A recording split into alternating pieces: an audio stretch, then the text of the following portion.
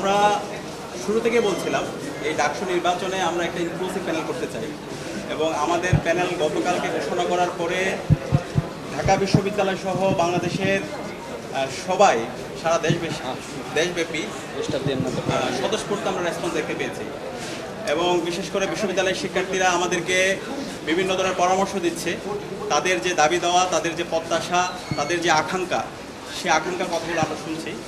তো আমরা জুলাইয়ের যে আকাঙ্ক্ষা, বিশ্ববিদ্যালয়ের শিক্ষার্থীদের যে আকাঙ্ক্ষা, তাদের যে প্রত্যাশা, সে আলোকে খুব দ্রুত সময়ের মধ্যে আমাদের ঐক্যবদ্ধ শিক্ষার্থী জোটের যে ইশতেহার সেটা ঘোষণা করব।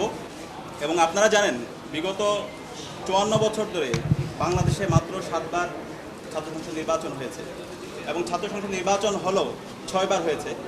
ছাত্র সংসদ নির্বাচনে শিক্ষার্থীদের, বিশ্ববিদ্যালয়ের শিক্ষার্থীদের যে আকাঙ্ক্ষা, এখানকার যে দাবি, বিশ্ববিদ্যালয় প্রশাসনকে যে বাধ্য করা, শিক্ষার্থীদের যে দাবিগুলো আছে সেই দাবিগুলোর প্রতিচ্ছবি আমরা দেখতে পাইনি। বিগত সময়ে অনেকেই বড় বড় নেতা হয়েছেন ডাকসুকে ব্যবহার করে, কিন্তু শিক্ষার্থীদের যে প্রত্যাশা সে প্রত্যাশাটা পূরণ হয় না। তো আমরা ঐক্যবদ্ধ শিক্ষার্থী যে জোট করেছি সেই জোটের মাধ্যমে আমরা শিক্ষার্থীদের কথা দিতে চাই। শিক্ষার্থীদের যে কথাগুলো আছে সেগুলো এই জোটের পক্ষ থেকে আমরা বলবো এবং আমাদের ইশতেহারে তাদের কথার প্রতিচ্ছবিগুলো থাকবে।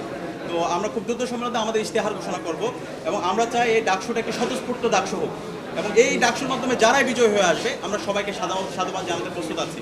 কিন্তু আমরা খুবই উদ্বিগ্ন, আমরা দেখতে পাচ্ছি বিশ্ববিদ্যালয়ের প্রশাসনে একটা দলের প্রতি অনেক বেশি বিশ্ববিদ্যালয় প্রশাসন তারা দরদ কাজ করছে বলে আমাদের কাছে মনে হচ্ছে।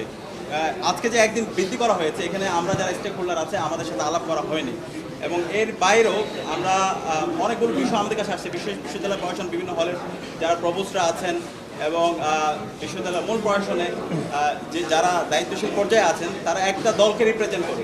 তো আমরা সেই দলের নাম বলতে চাই না, আমরা আশা করব আমাদের শিক্ষকরা আমরা শিক্ষক হিসাবে দেখতে চাই, কিন্তু শিক্ষক যদি তার দলীয় আদর্শকে এখানে প্যাট্রোনাইজ করতে চান তাহলে তারা ছাত্রদের বিপক্ষে অবস্থান নেবে। আমরা অনুরোধ করবো, শিক্ষকরা আমরা সবসময় শ্রদ্ধা করি, শিক্ষক আমাদের শ্রদ্ধাবান শিক্ষকরা তাদের শ্রদ্ধার জায়গাটা তারা রক্ষা করবে।